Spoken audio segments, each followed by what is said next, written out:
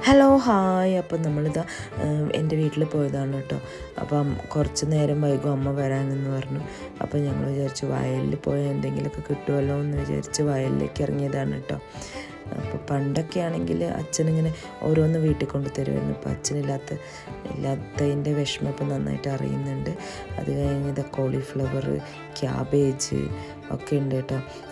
അത് പിന്നെ തക്കാളി പച്ച കളറായി നിൽക്കുന്നേ ഉള്ളൂ, പഴുത്തിട്ടില്ല.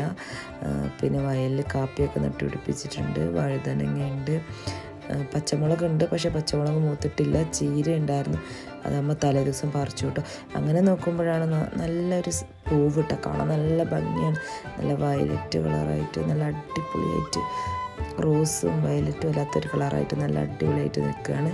അപ്പം ഞാനും ആദ്യം കൂടിയിട്ട് മുളക് പറിക്കാമെന്ന് വിചാരിച്ചു. കാന്താരി മുളകാണ് കേട്ടോ. അപ്പോൾ അത് പറിച്ച് ഒരു കൃഷിക്കാരൻ്റെ മകൾ എന്നതിൽ ഞാൻ അഭിമാനിക്കുന്നു കേട്ടോ. കാരണം ചെറിയ രീതിയിലെങ്കിലും നമുക്ക് ഇറങ്ങിക്കഴിഞ്ഞാൽ എന്തെങ്കിലുമൊക്കെ ഒന്ന് കിട്ടുമല്ലോ അല്ലേ.